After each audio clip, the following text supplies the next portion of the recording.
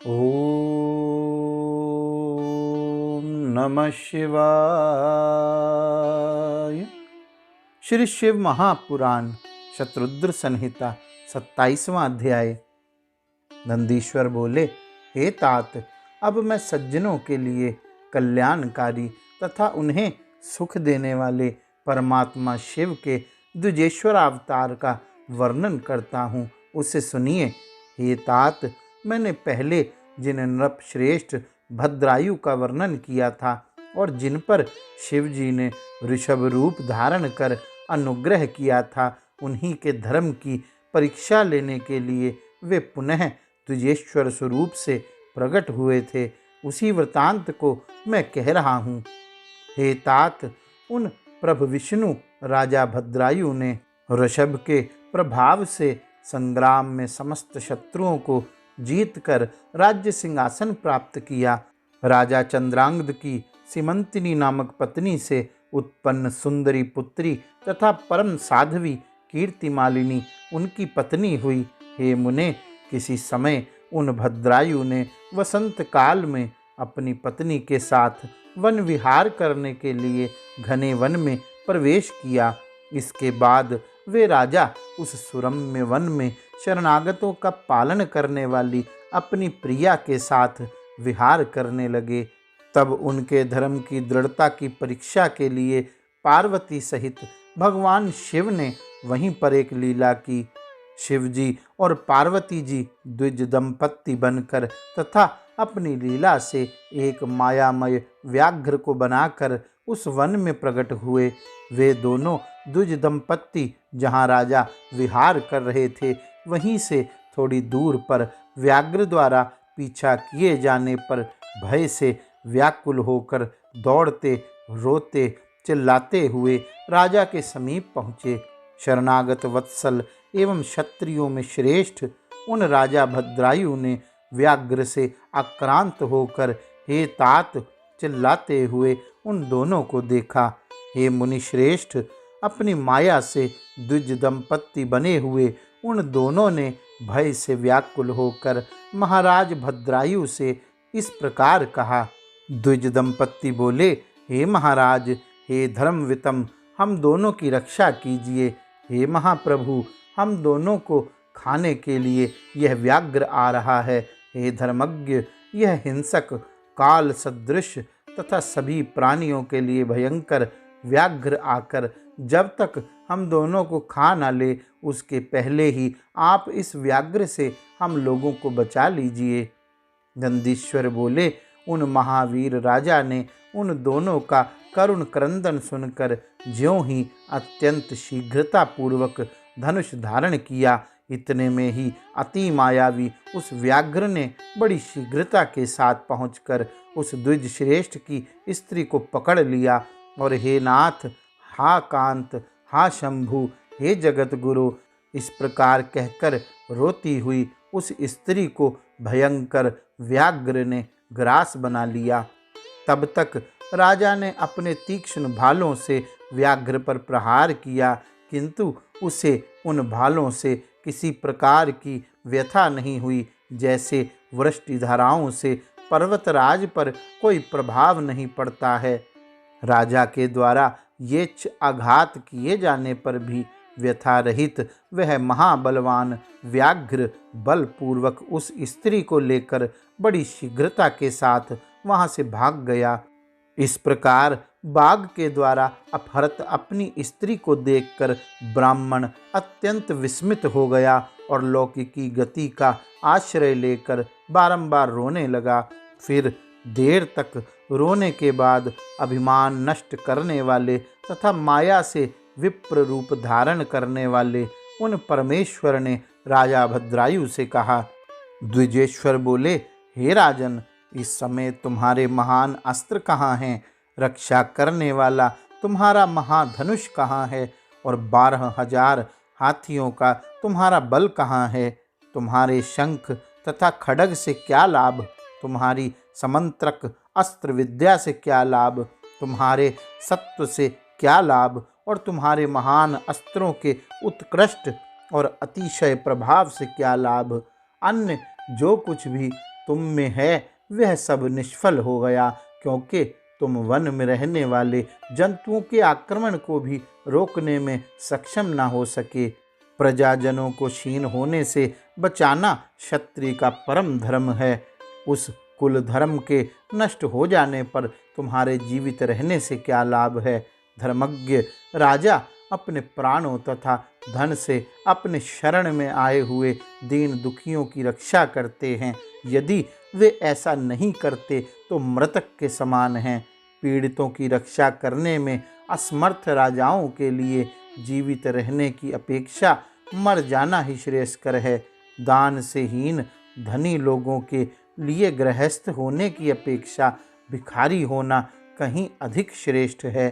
अनाथ, दीन एवं आर्तजनों की रक्षा करने में जो अक्षम है, उनके लिए विष खाना या अग्नि में प्रवेश कर जाना कहीं अच्छा है, ऐसा बुद्धिमान लोग कहते हैं।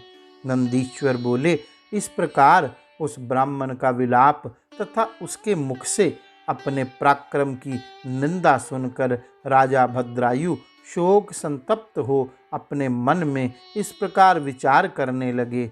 अहो, आज भाग्य के उलटफेर से मेरा पराक्रम नष्ट हो गया।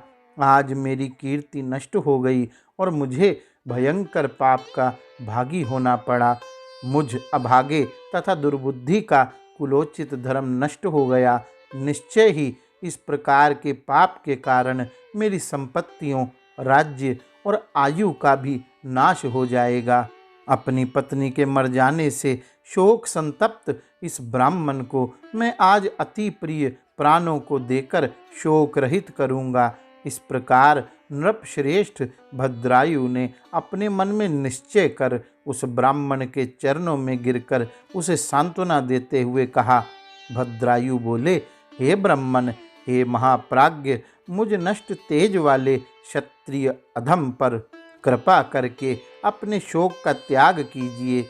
मैं आज आपका अभिष्ट पूरा करूँगा। यह राज्य, यह रानी और मेरा यह शरीर सब कुछ आपके अधीन है। इसके अतिरिक्त आप और क्या चाहते हैं?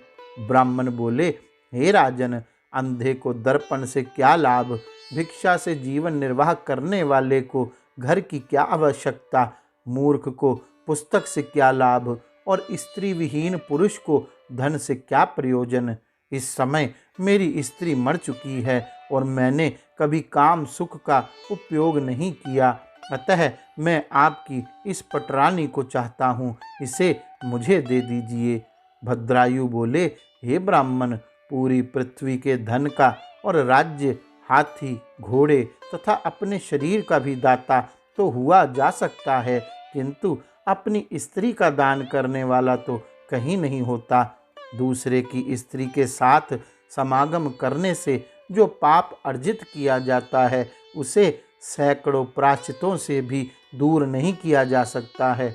ब्राह्मण बोले, मुझे घोर ब्रह्म हत्या तथा मद पीने का महापाप ही क्यों न लगे, मैं उसे तपस्या से नष्ट कर दूंगा। फिर पर स्त्री गमन कितना बड़ा पाप है। अतः आप मुझे अपनी यह स्त्री प्रदान कीजिए, मैं दूसरा कुछ नहीं चाहता।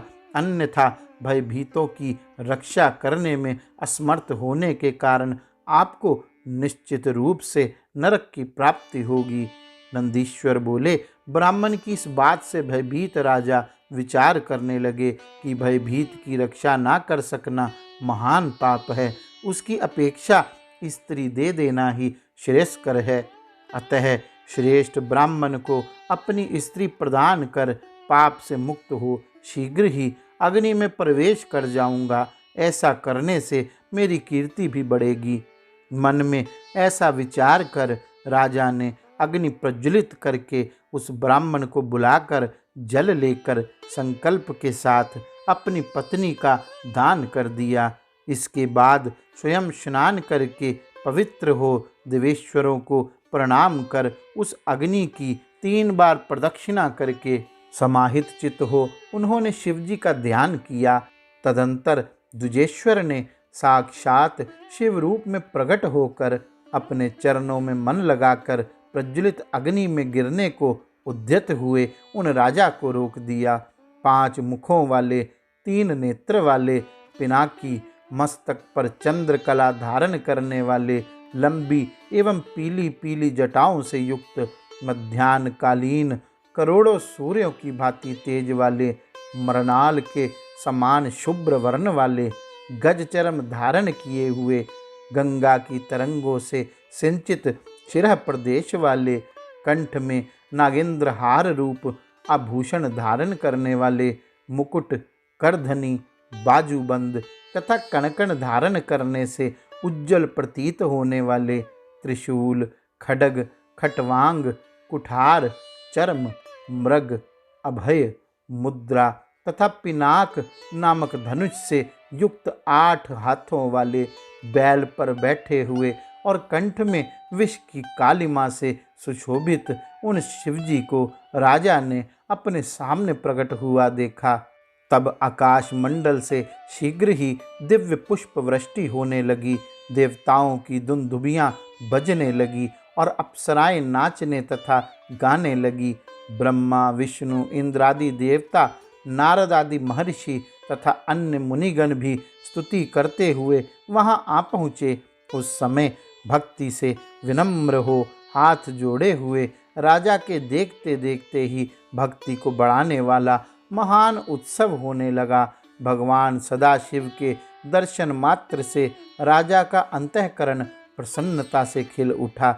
अश्रुपात से सारा शरीर आर्द्र हो गया, शरीर रोमांचित हो गया।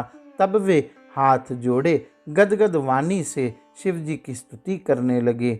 इसके बाद राजा के द्वारा स्तुति किए जाने पर पार्वती के प्रसन्न हुए दयानिधि भगवान महेश्वर ने उनसे कहा, हे राजन, मैं आपकी भक्ति से अत्यंत प्रसन्न हो गया हूँ और आपके धर्म पालन से तो और भी प्रसन्न हुआ हूँ।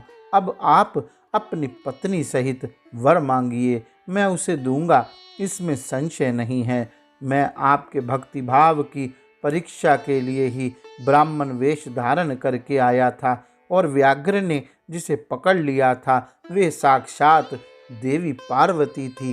तुम्हारे बाणों से आहत ना होने वाला जो व्याघ्र था वह माया से बनाया गया था और मैंने आपके धैर्य की परीक्षा के लिए ही आपकी स्त्री को मांगा था। नंदीश्वर बोले, प्रभु का यह वचन सुनकर उन्हें पुनः प्रणाम कर तथा उनकी स्तुति करके विनम्र होकर वे राजा भद्रायु स्वामी शिव से कहने लगे। भद्रायु बोले, हे नाथ, मेरा एक ही वर है जो कि आप परमेश्वर ने संसारिक ताप से संतप्त मुझको प्रत्यक्ष दर्शन दिया है। हे नाथ, हे प्रभु, फिर भी यदि आप अपनी कृपा से वर देना ही चाहते हैं तो मैं वरदाताओं में श्रेष्ठ आपसे यही परम वर मांगता हूँ कि हे महेश्वर, हे नाथ, माता के साथ मेरे पिता वज्रबाहु तथा स्त्री के सहित मैं आपके चरणों का सदा सेवक बना रहूं। और हे महेशान, जो पद्मा नामक यह वैश्य है तथा सनय नामक उसका पुत्र है, इन सबको सदा अपना पार्श्ववर्ती बनाएं। नंदीश्वर बोले, तदंतर उस राजा की कीर्ति मालिनी नामक पत्नी भी आनंदित होकर अपनी भक्ति से शिवजी को प्रसन्न कर उत्तम वरदान मांगने लगी। रानी बोली, हे महादेव, मेरे पिता चंद्रागद और मेरी माता सिमंतिनी, इन दोनों के लिए प्रसन्नता पूर्वक आपके समीप निवास की याचना करती हूँ। नंदीश्वर बोले, भक्त वत्सल पार्वतीपति प्रसन्न होकर उन दोनों से ऐसा ही हो, इस प्रकार कहकर उन्हें इच्छित वर देकर क्षण भर में अंतर ध्यान हो गए। भद्रायु ने भी प्रीति पूर्वक शिवजी की कृपा प्राप्त कर अपनी पत्नी कीर्ति मालिनी के साथ अनेक विषयों का भोग किया। इस प्रकार अव्याहत पराक्रम वाले राजा 10,000 वर्ष पर्यंत राज्य करके पुत्र को राज्य का भार देकर शिवजी की सन्निधि में चले गए और राजश्री चंद्रागद तथा उनकी रानी समंतिनी भक्ति से शिवजी का पूजन कर शिवपद को प्राप्त हुए। हे प्रभु सनत कुमार, इस प्रकार मैंने आपसे शिवजी के श्रेष्ठ द्विजेश्वर अवतार का वर्णन किया, जिससे राजा भद्रायु को परम सुख प्राप्त हुआ। पवित्र कीर्ति वाले द्विजेश संज्ञक शिवावतार के इस परम पवित्र तथा अत्यंत अद्भुत चरित्र को पढ़ने तथा सुनने वाला शिवपद को प्राप्त होता है। जो एकाग्रचित होकर इसे प्रतिदिन सुनता है अथवा सुनाता है, वह अपने धर्म से विचलित नहीं होता और परलोक में उत्तम गति प्राप्त करता है। इस प्रकार श्री शिव महापुराण के अंतर्गत तृतीय शतरुद्र संहिता में द्विजेशाख्य शिवावतार वर्णन नामक 27वां अध्याय पूर्ण हुआ। गौरी शंकर भगवान की जय। ओम नमः शिवाय।